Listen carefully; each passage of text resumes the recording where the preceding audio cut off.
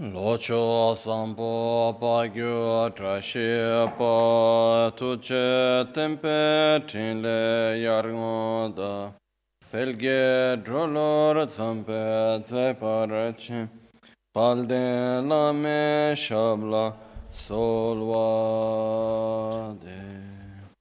Omo a guru vajra dara suma timo nisha sane karm Uta varda nishri bara varsa manya sarva siddhi hum Om Guru Vajra Dara Suma Timo Nisha Sane Karm Uta Varda Nishri Bar Varsa Manya Sarva Siddhi Hum Om Guru Vajra Dara Suma Timo Nisha Uta Varda Nishri Bar Varsa Manya Sarva Siddhi Hum Pakyuke kudan dagi alu, pakyuke sundan dagi nga, pakyuke tukdan dagi yi, töyerme çıktı jingi alu. Makyuke kudan dagi alu, makyuke sundan dagi nga, makyuke tukdan dagi yi, Töyerme çıktı çingilo.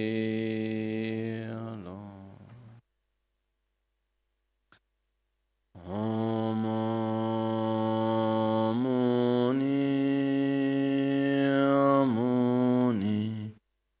Mahamuni Shakyamuni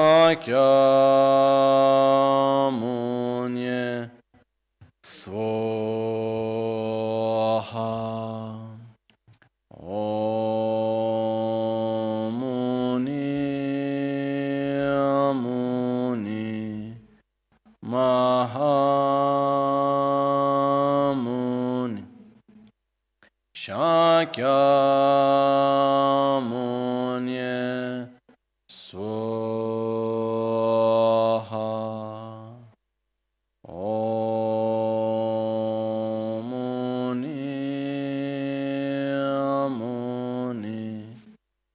Mahamuni Shakya Munye Swaha.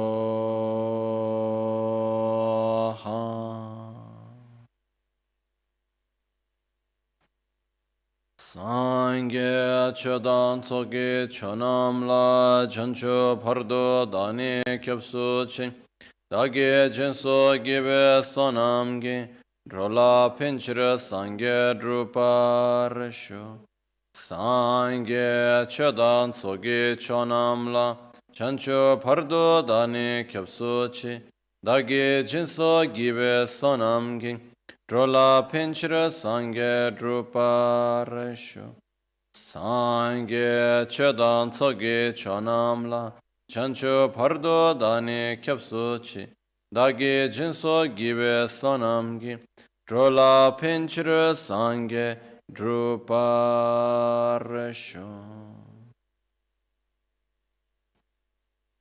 In the Buddha, Dharma and Sangha, I take refuge until enlightenment. Through the practice of generosity and the other perfections, may I attain Buddhahood for the benefit of all sentient beings. So, the process of rebirth. We have seen this morning the process of death, and after we've seen the process of the bardo, now we need to go to see how it happens after that, the process of rebirth. Okay? And once again, to understand the process of rebirth, the process of rebirth is extremely similar to the process of awakening. So what happens is that the being is in the bardo, okay, let's say going around the bardo, and then at one point, let's say he chooses where to be reborn. But here comes one question that is fundamental. Are we free to choose where and how we want to be reborn or not? Okay? Normally, we would say we are not free to choose because look where we are, or maybe we have a beautiful life, or maybe we don't. If we were all free to choose, why would one person be reborn here or that, and so on and so on. It's the same question that actually comes in regard if we are free to make the choices during our life. I am free to choose whatever I want, but I am not free from the conditions from the causes of the past and the conditions of the present. When I say to someone, please, you can choose what you want, we can choose within the possibilities. Okay? So if I say to anyone, everybody, oh, please, you come here and choose one of the objects I have in my table. Everyone is free to choose everything you want. There is nobody's forcing you to take one thing or prohibiting you to take another. You are free to take anything you want. So in the moment that I say everyone is free, are we all going to choose the same or we choose different things? Let's say you come here and you go to the table here. One will take the glass with water, the other one will take the tea, one will take the pot with rice, the other one will take the book, the other one will choose the flower. Independence of what? Of our own mindset, of what we feel are our needs, and so on. So what does that mean? We are free to choose in the sense that no one is forcing us to choose something. No one is forcing us or prohibiting us about something. But we are not free from our past. We are not free from the conditions that are present in the present. We are not free from our ignorance, from our attraction, from our aversion, and so on. So what happens basically is that in the moment that the being is in the bardo, first of all, before that, very often we say the last thought that a person has, it's the condition through which will determine the state in which a person will be reborn. This is somehow truth, but at the same time is a simplification. We are oversimplifying it. Because what happens is that the last thought that we have at the process of death, it will determine the way how our mind will dissolve in the subtle level, and the subtle level will determine the very subtle. Okay? So what happens is that the direction that the mind will follow on a subtle level and after on a very subtle level during the process of death will be determined by the last gross level thought that a person has. Wait a second. So that thought will be determined at the moment of death. The last thought that we have in the moment of death will determine the thought on the subtle level and very subtle level. This is the condition that we apply for death. Okay? That condition will make ripen one or another cause that we have created in the past. And this will determine the state of bardo in which we will be reborn. The bardo has a very strong influence in the type of rebirth that we will have. Okay? As we are in the bardo, if we do not take rebirth in that first 7 days of bardo, then we can go to a new bardo and we can change to a different type of rebirth. But in the meantime, otherwise, that's a very strong possibility that we have. Okay? That's why we say that the last thought in the moment of death will determine the next life, which is not so precise. There is another steps in between. Okay?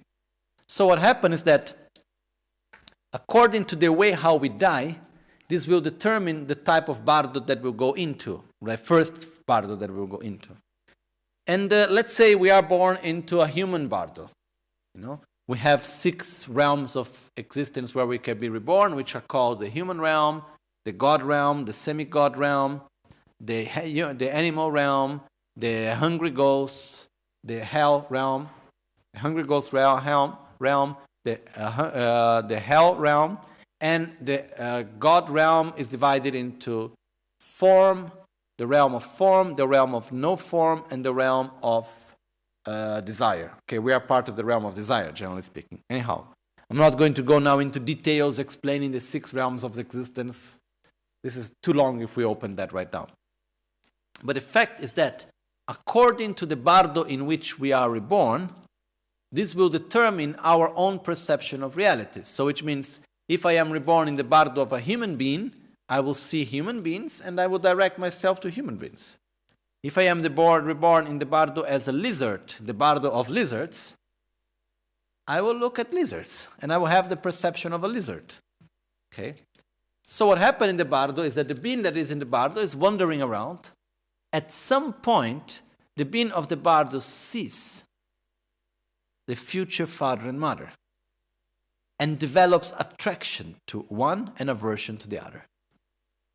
So if the attraction is towards the father, it will be a girl. If the attraction is towards the mother, it will be a boy. So the attraction goes towards the opposite sex. The attraction is not towards the shape of the father or the shape of the mother or any conceptual type of attraction. It's to the energy of the father and the energy of the mother, which is most related to the substance of the sperm and the ovum. That's why also it's possible there to be the conception in vitro, on glass. Why? Because even though there is no the physical union of the father or the mother, there is the union of the substance of the father and the mother. Okay? So this is not something that was changed in the late years of the explanation. Since very old explanations, it's saying that the attraction is mainly towards the energy of the father and the mother, which is the energy that resides within the sperm and the ovum. But making it simple, if I am a human being, I will have attraction towards human beings. If I am a lizard, I will have attraction towards lizards. Okay, if I have a cow, I will have attraction towards cows. Okay, so what happened here is like, in the same way, if we are in the human bardo, where are we going to look for our future parents? In human beings. If comes that I am in the bardo of a lizard, where am I going to look for my future parents? In lizards. Okay? So what I want to say is that it depends on the reality that we are within the state of the bardo. Okay? We can go to the bardo of any of the 6 realms of existence.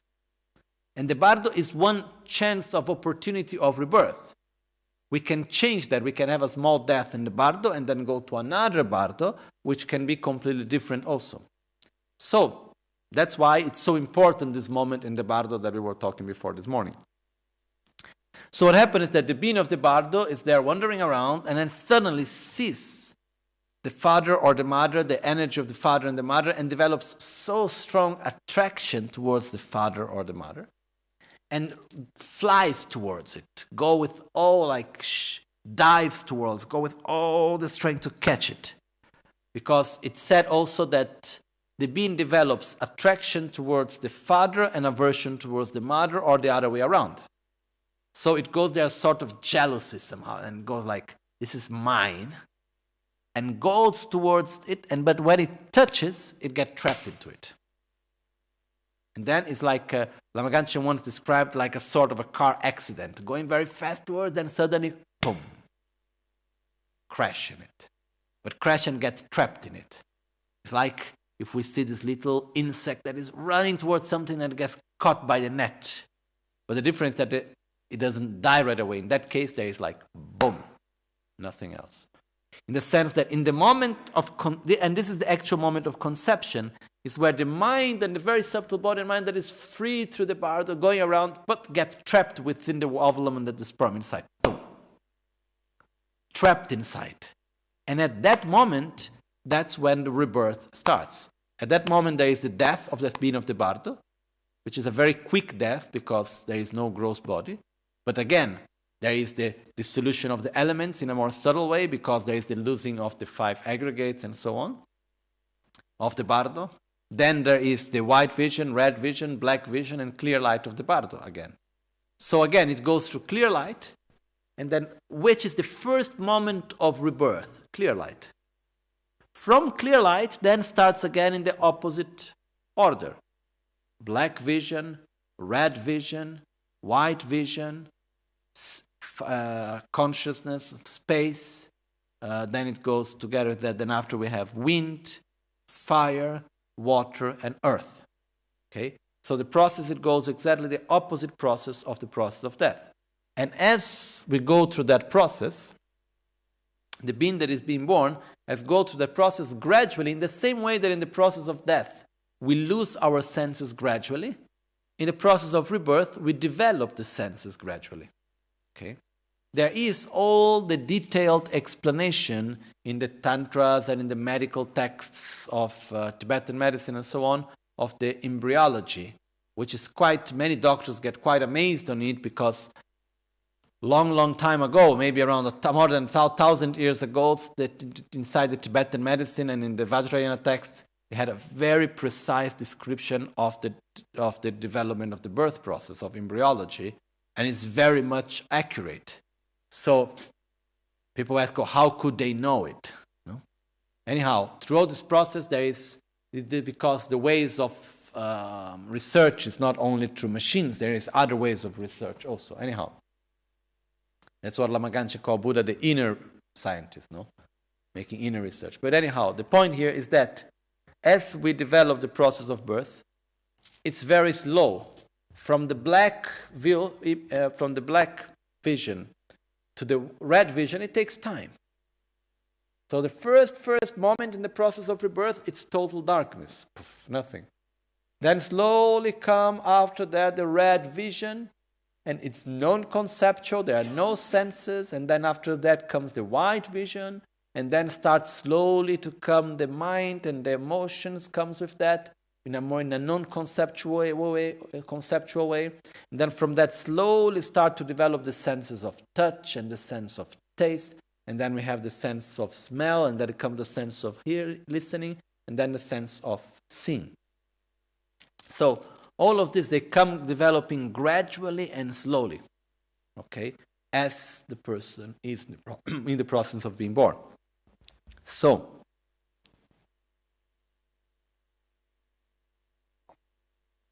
this is exactly the same that happens, actually, in the process of waking up. When we fall asleep, and then after we fall asleep, we go through the same process similar as the process of death. Then we start dreaming similar like bardo, and then at a certain point we wake up. When we wake up, if we let ourselves to wake up in a natural way without having someone pushing us, touching us, or awakening because of a strong sound and so on, when we wake up in a natural way, we can understand better, we can observe better this process.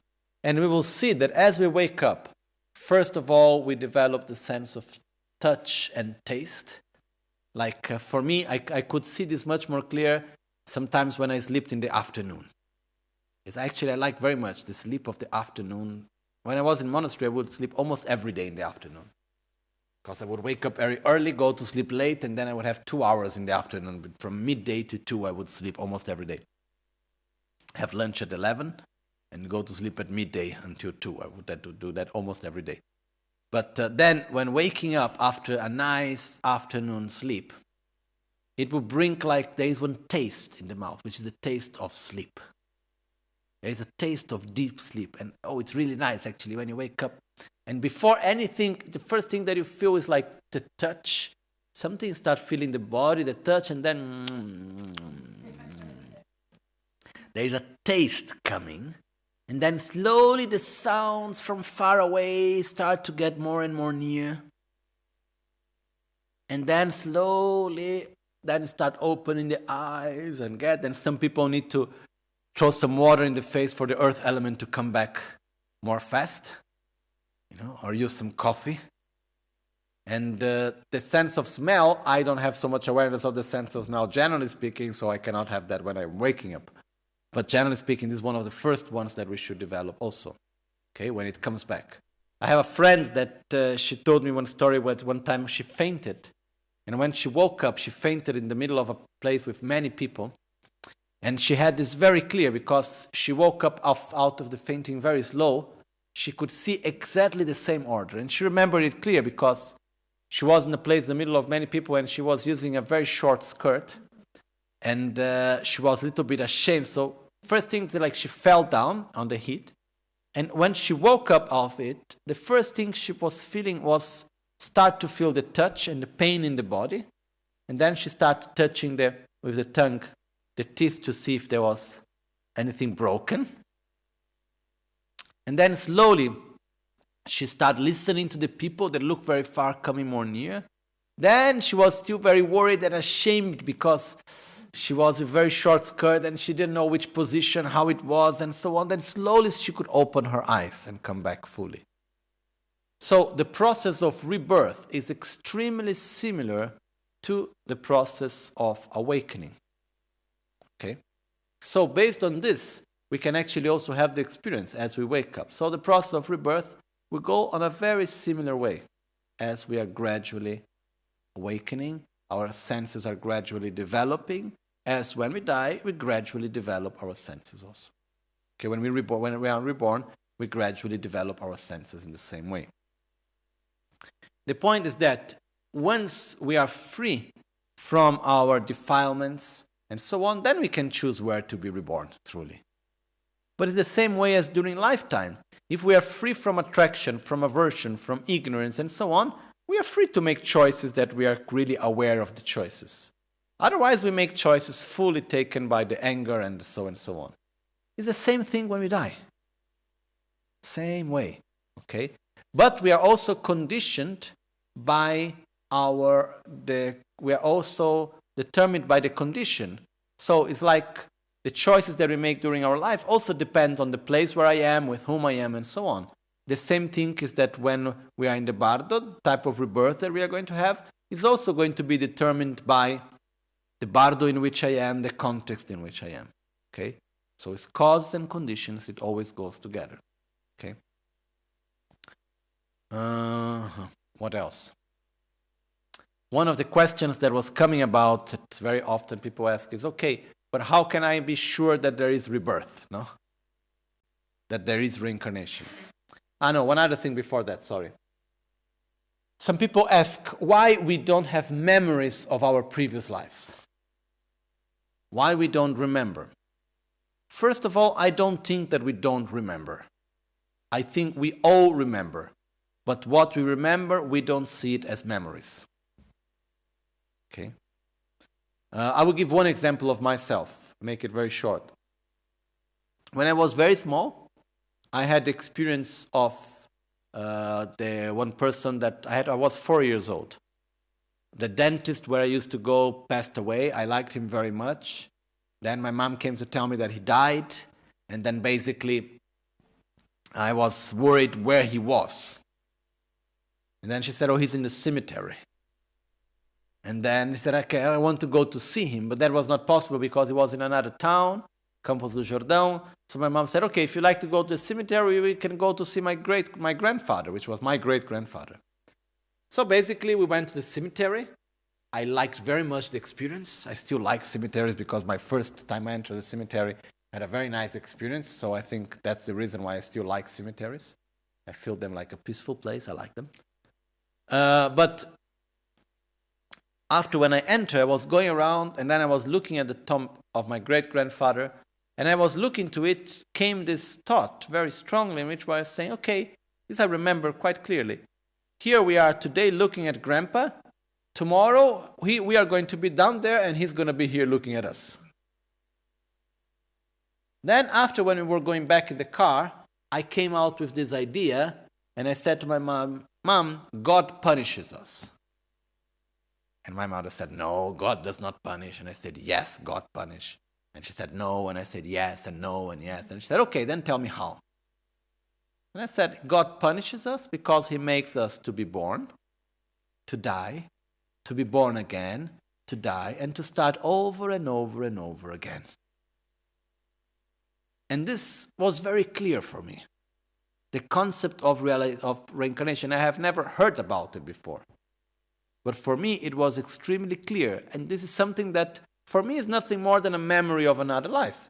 And in the moment that I went to the cemetery, which is a place where it woke up that memory. Okay? And this is not, I am nothing special. We all have memories. Okay? All different types of memories we have. So what happened is that the memories that we bring are like imprints that are in our mind. then it depends on the conditions that we experience if we are able to awake that imprints or not. Okay? So for example, for me, when I went to the cemetery, and through that I awoke an imprint, which was a memory. But it's like when we read, if I go and I take this little booklet and I read here the process of death. When I am reading the letters, there is memory going on. Because one time I learned how to read and write, and so on and so on. Sometimes we can have traumas, and we forget completely about what happened, but this doesn't mean that we are not influenced by what happened still, in our way of living and experiencing and so on. So our memory is not necessarily something in which we remember name, color, shape, place, people, and so on. Not necessarily like that, Some people tend to ask me, you were recognized as the reincarnation of a Tibetan master and so on. Do you have memories of your previous life? First thing, if I had, I would not tell. Second thing, being very sincere, I don't have. Okay? So what happened is that I don't have, I remember, and some people have this, we have this little mystical fantasy that we say, maybe he looks at me and he knows which was my previous life and what I did. I don't have no clue, and I don't want to know. In a sense, what changes? The important is what we are now, what we are going to do, what we are doing more than what we are going to do. What we are doing, that's what really matters. But the point is that I believe very strongly that we all have very strong memories of the past. But these memories, they come as imprints. Also because what continues from one life to the other is the very subtle mind. The very subtle mind brings only imprints. It is like, for example, let's say when I am a small child, I listen to a lot of music, or I listen to a certain language. Then later, for many years, I never listen to that language again, and one day I go to study that language and it comes easily to me. I had imprints. Or the same thing with music and so on. Similar to that, we have imprints. Like there was one Lama in the monastery, remember? He had strong imprints, and one day he listened on the radio, actually, one time, to one prayer, which is the 1,000 names of Manjushri Nama Sangita. A beautiful and long text. And after this very, very old text, a sutra actually from Buddha, he listened to it one time and he memorized it and he could transcribe it all by heart. So this is showing what? That most probably if he would have never listened to that, he would have never remembered that words. But in the moment that he was listening to the words, at that moment it was awakening the imprints that were in his mind. And by that, he has remembered it. Okay? So what he was remembering was not what he listened in the radio. What he was remembering was a memory that was already there much before. And what he listened in the radio was just awakening that old memory. Okay? And we can have thousands of examples like this. There are things that for us come spontaneous. So what is said is that if we lie a lot in one life, we will be reborn with the predisposition to lie. If we kill a lot in one life, when we will be reborn, we'll be reborn with it will be easy for us to kill. If we meditate a lot, it will be easy for us to meditate when we are reborn. And like this we can go on and on and on. Whatever we do a lot, whatever are the deep imprints, the deep experiences that we have, this is what we bring from life to life. And one example that we can make also, the gross mind is the part of our mind which relates to our senses, okay? The manifested aspect of the mind. The subtle mind are our emotions that are not manifested. The very subtle mind is the part of our mind which keep the imprints of our emotions, of our actions, and so on. So let's imagine like this. The very subtle mind, like a nucleus that emanates lights of different colors and strengths and shapes and so on. The subtle mind is like the first level of layers that is around it. The gross mind is the second level of a lot of layers that is around it, okay? So what happens is that from the nucleus, it's emanating light. The light is reflecting on the subtle mind that changes its direction, shapes its forms, and so on. this light from the subtle mind is reflecting on the gross mind. And again, it's changing it, it's shaping it again and manifesting. On the gross light level, it thinks that the light maybe it's even coming from outside or it's coming from who knows where. But there's no aware that it's coming from inside. But the gross level is a reflection of the subtle. The subtle is a reflection of the very subtle. But whatever happens in the gross mind, it shapes what is in the subtle mind. And whatever happens in the subtle mind, it shapes the very subtle mind, making imprints in it.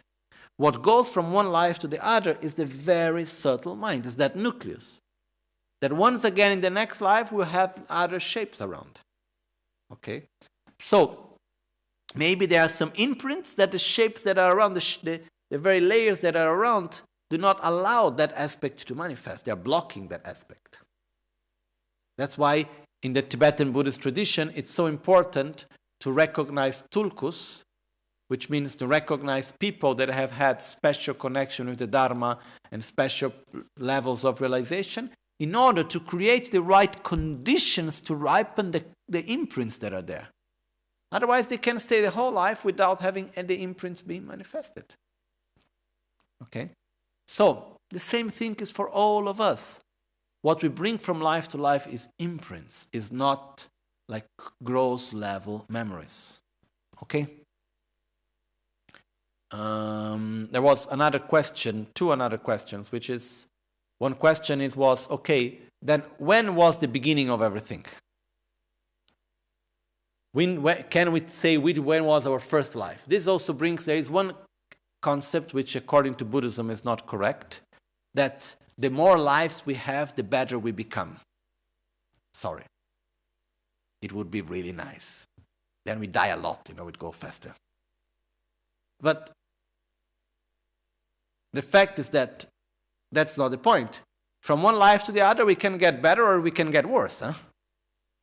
It's not that from life to life we are always going up and always going better. It's not that we're not that intelligent to learn and always learn with our mistakes. Sometimes we can get stuck into our mistakes and can get more familiarized with them and get worse. So it's not like always going up. It's more represented as the wheel of life. We go up and we go down, we go up and we go down until one day we're able to get out. But the other aspect is like, when did all start? To answer this question, we must first come to another question. Because this is a question that in most religions we have, which is, when did all start? And to make this and to answer this, we need to find a reason. Someone made us, and one day something happened and suddenly we appeared, or how did we come to be? Now, where did everything start? And when we talk about that, in Buddhism, we do not give this answer because we do not make it, because there is another question that comes before. Before asking, when did everything start, there is another question, which is, was there ever a beginning? And when we make the question, because when we ask, when did it start, we take for granted that there was a beginning. So we make one question before in Buddhism, which is, was there ever a beginning or not? A beginning means a beginning, nothing before. No, there cannot be a beginning. Because if there was a very beginning, it would mean the need of something that existed as a cause without being a result itself. Okay? Which means something that is permanent, that interacts with something impermanent. Okay? And then whenever there was this, was that that can come before that. Okay? So the answer that we give normally is that there was no beginning. And if someone can, but do you know when it's? I don't know. And we can stay hours and days discussing when was the beginning, when was not the beginning, and then this will bring us to another aspect which it makes it still more complicated. Which is in Buddhism we talk that time action is non-linear time. We say that truly time is not linear. A Buddha can perceive past, present, and future together. This complicates everything, okay? And then we say time is relative, and time is not linear. Then where was the beginning? Is it in the future? Is it in the past? Where is the beginning? Because time is not linear, and we can get quite well confused about it. But what happened is that my point of view is that we can stay days and days and years here discussing when was the beginning, how is time linear, not linear, and so on, and then suddenly we die. And we have never prepared ourselves to die. So first we need to prepare ourselves to die well, and then after we can stay our whole life discussing about things. It's just my own way of thinking. There are some things that are worth to discuss, some things that maybe we can discuss, no problem about it, but we need to give priority to other things together. No? One other aspect that is important in all of that, which was, now I had it here, then now it's just lost. I will go to the other question, then after I will bring it back. Hopefully it come back. The other question was asking what happens when a child dies before being born. The actual moment of birth, it is the moment of conception, from clear light on. Whenever any child is born, in the moment of birth, it starts already the countdown to reach death. Okay? Some of us will live 100 years, others will live 20, others will live 50, others will live 10, others will live 5.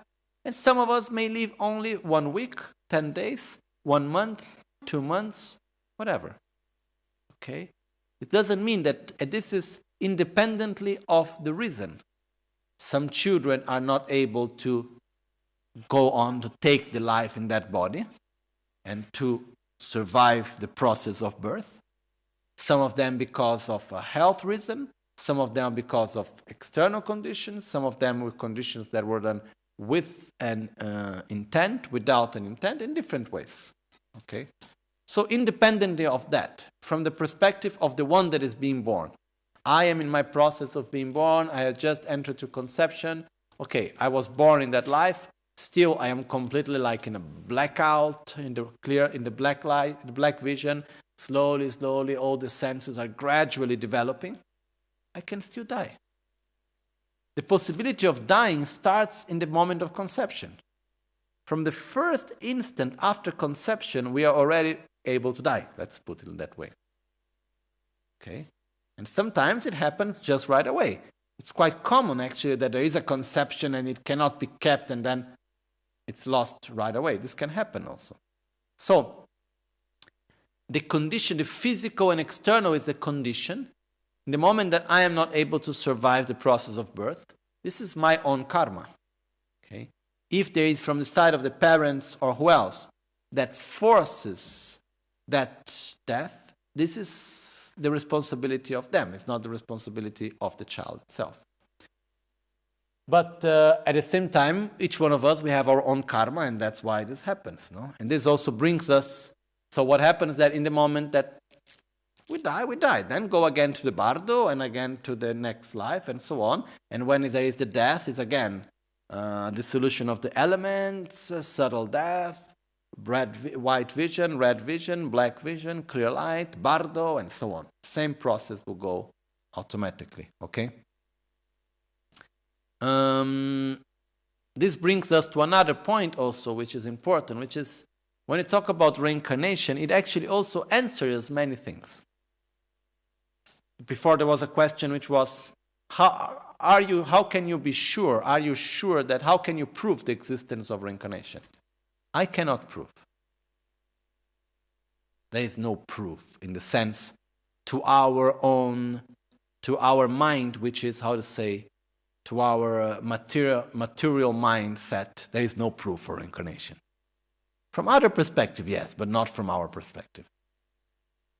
So there are some, for example, there is one Indian professor called Amit Goswami that he teaches quantum physics, and he wrote one book, and I don't remember now precisely the name of the book, but I think it's something related to the physics of the soul or something like that.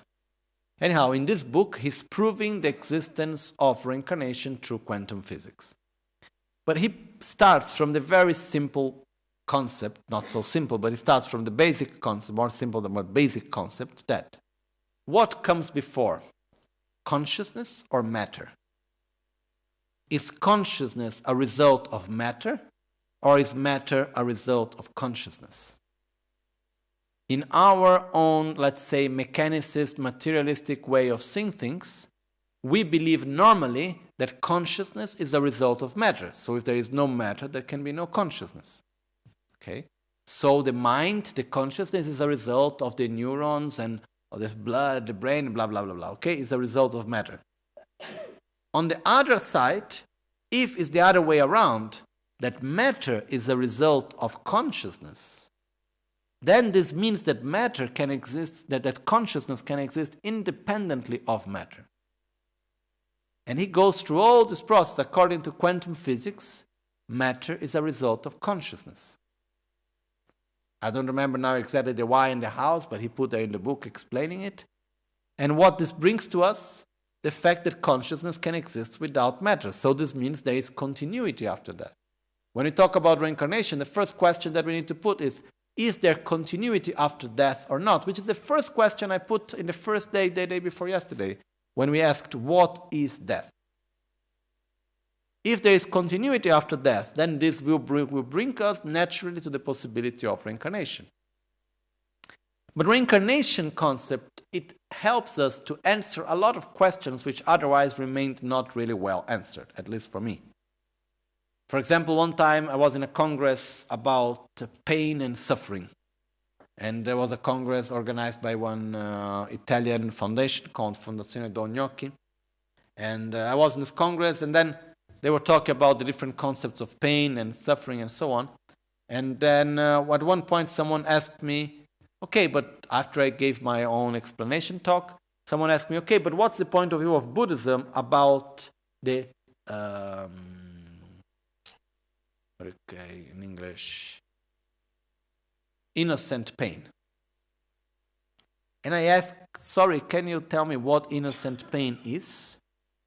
And then I didn't understand that. Actually, it was not very nice for myself asking, because just before me there was one person talking for more than an hour explaining about innocent pain, and I really didn't understand anything about what he said. But what he told basically was this lady told me, she said, is, for example, when a child is born blind, who is the fault? Who is to blame? The parents, the child, or who? Because if we think that the child comes out of nothing, completely 0 kilometers, no? Completely new, no actions before, how can be to blame the child if there was nothing before? No way. So who is to blame? Then it gets quite complicated. On the other side, if we look, I said to the lady, look, from Buddhist perspective, it's quite simple, the answer actually. No one is born completely pure.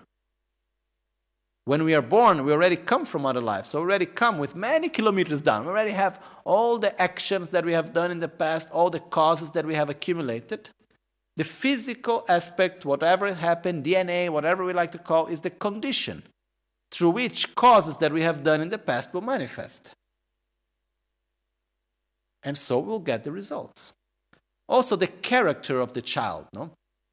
When we look, each one of us are born differently, and each child has a different character. Like today, some friend of ours brought here his daughters, have 3 twin, how to say it in English? Triplets. Okay? And he was looking to these 3 girls, no? And I know the parents that have normally twins or triplets and so on always dress them the same, no? So we're looking to these 3 girls, they look so similar, no? But I'm sure that if you get more near and you start knowing them better, you will see that they have very different characters. I could see a little bit by the way they were acting and so on, no? Basically, more or less the same DNA, same parents, same conditions and everything, but so different characters. And here, this brings me to something which somehow it makes me quite worried, actually. Not very worried, but somehow, yes. When I look backwards and I see pictures of when I was a small child or things, and I think if we all do this, if we take images and videos of when we were a very small child and so on, we will see that we have not changed that much. There are fundamental aspects in us that we are just as we were when we were a small child. What worries me is because when I look to myself and I remember and I look at my qualities, I have some qualities, my defects and everything, but when I look to my qualities, most of them, I had them since I was a small child. So my question is, what have I been doing since this last 35 years, Because there is not so much change happening there. Some changes, yes, luckily. Okay, since this year I started having soup, that was already one change. But what happened is that some changes happen, okay, leaving away the jokes, but some changes in a deeper way happens, but it's a very slow, gradual process. On the other side, the good aspect of it means if I was born like this, and if this is something that continues in me, I believe that this is what I will bring to me in the future, in the next life also. So this is good. It's a certainty that I can have. So there's aspects of me that I don't want, like my laziness. So I need to work on that. There are aspects which I think are wonderful. I need to keep and cultivate them in order to continue.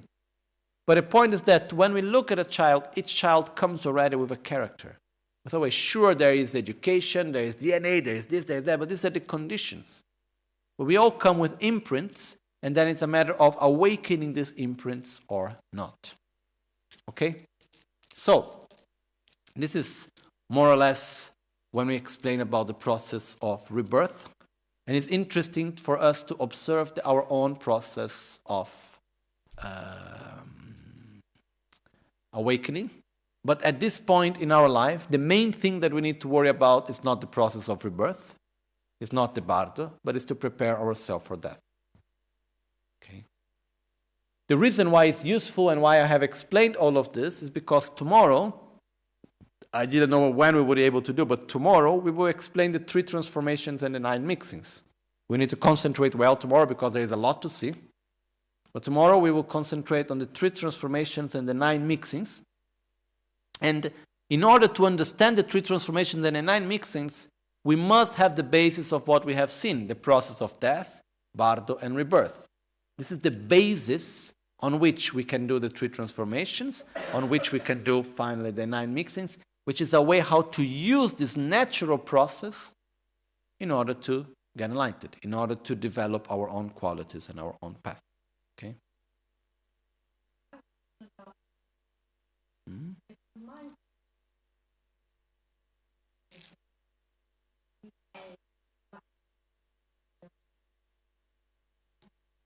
And during the black vision, there is no any type of awareness.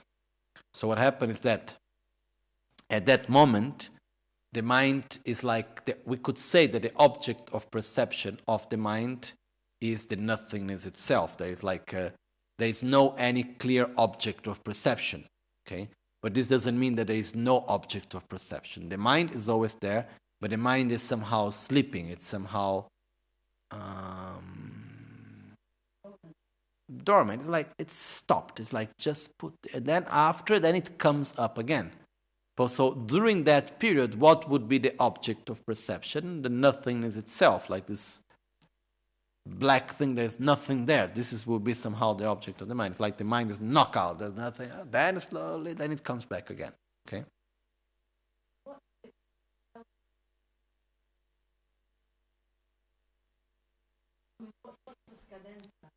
Why can't we stay in the bardo for a long time? I think 49 days is already quite a long time. But basically, I believe that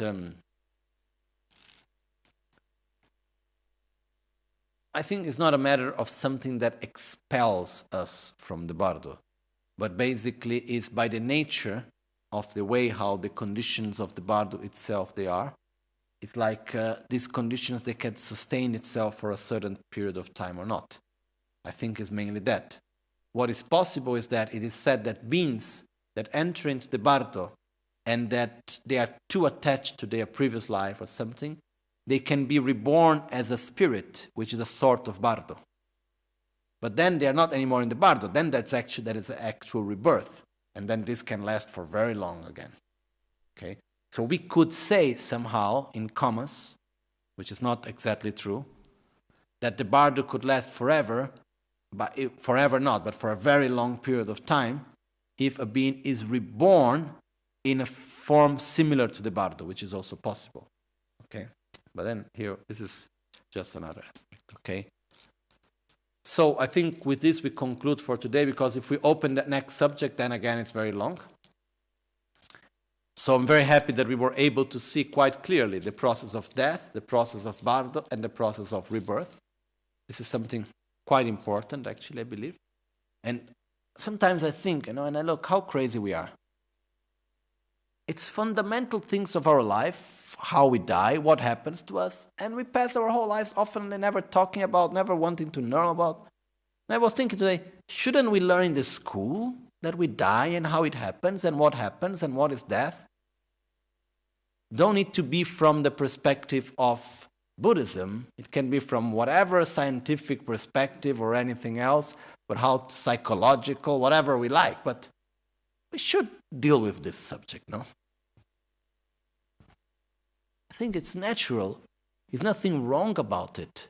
It's beautiful, actually, to see our reality, to see where we are and so on. I think there's really nothing wrong. Otherwise, it really happens like my teacher, again, Lakpala, when he was 9 years old, he was always thinking about death. And he was like worried that, oh, I'm going to die, I need to do something about it because I'm going to die. And he went to his mother, this was in Lhasa, actually Loka, nearby Lhasa, and he was there and would say, oh, I'm worried, I'm going to die, Mom, what I do? And the mother answered him, oh, my son, don't worry, as you grow up, you will forget about it. And he said, that's exactly what happened. And he was like, Then after we need to listen to hundreds of teachings in order to remember that we are mortal, and then we need to remember the certainty of death, and so on. But he said, I had it when I was a kid. And what I received, forget about it. This is not important. This is not true somehow. No?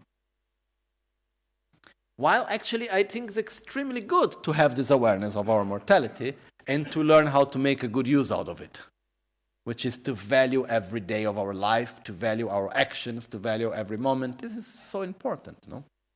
Okay? What we have seen in these last days is what in Tibetan is called Shiku Sulamkir. This means the basis for the 3 transformations. Okay? It's a fundamental thing for the practice of Tantra. Actually, without having an understanding of the process of death, of bardo and rebirth, we cannot understand fully the practice of self-healing, for instance. Or any other sadhana, any other practice in the Vajrayana path. Okay? Because most of the practices, they are based on our own natural process of death, bardo and rebirth. It's a way how to train to transform it. But anyhow, tomorrow we will see it, which will be I was thinking we would go through it today, but it took quite a long time to explain the bardo and so on. So we will see that tomorrow for sure. Okay? The 3 transformations, which is transforming death into the Dharmakaya, the bardo into the Sambhogakaya, the rebirth into the Nirmanakaya, and then we do this. Then the practice brings to do these 3 transformations into 3 different contexts, which are called the 9 mixings, and we will see that tomorrow. Okay? So we will stop here for today. And just one thing which I added in Italian was the fact that what it was? It is, I believe that the fact of us understanding reincarnation and just the simple fact that we enter in contact with the process of death and we get more familiarized with it and so on, and the process of bardo and rebirth, it changes our way of living reality. Because we have the tendency to negate the existence of death, and we have a very strong difficulty dealing with death in our daily life also. So whenever something ends, we see it as a total failure. When a job finishes, when a relationship finishes, whatever finishes, we see it as the final end. When actually, when we look from the other perspective, the death is nothing more than the beginning of something else. So, death is when something finishes and it transforms into something else, giving the possibility for the birth of something else and the continuity of the same. Okay? So this changes our perspective. Just to give an example of the importance on the impact of seeing and believing in reincarnation, in the ancient Greece, there was one place, I don't remember exactly which was the name of the town of the place where it was, the country. Anyhow, where they believed in their general culture on reincarnation. And from time to time, it took like, I don't know, every 12 years, every 20 years, 50 years, whatever, they had processes of remaking their fundamental laws, like the constitution of their country. Okay? When they would remake the constitution, they had a rule that was, all the wise people that were coming to remake the laws, once the law was approved, they will be killed. They will give up their lives. Why? Because they believed completely in reincarnation. So if I make the law and I die as soon as the law is made, I can be reborn at any level of society. So I need to make a law that is just for all. I make a law that I will respect all levels of society and I will make it equal to everyone, that is just for all, because I can be reborn at any level of society. You know, as some of us may look to it and we say, oh, but that's quite cruel to the people. I think nowadays is the other way, cruel because we others, but only to ourselves often, okay? So, this is just one example of one of the impacts of believing in reincarnation, okay? It's just a paradigm within it, okay? So, very important anyhow to go to the process of the things, which is the way how to use all this knowledge that we went through today and yesterday in order to prepare ourselves for our death and to meditate on it and so on. Okay, we'll see that tomorrow.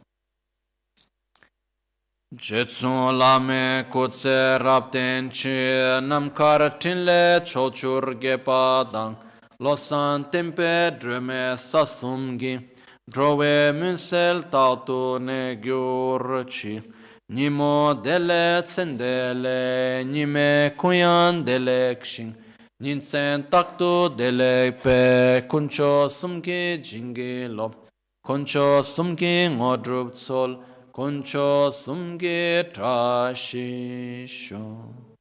At dawn or dusk, at night or midday, may the three jewels grant us their blessings. May they help us to achieve all realizations and sprinkle the path of our lives with various signs of auspiciousness.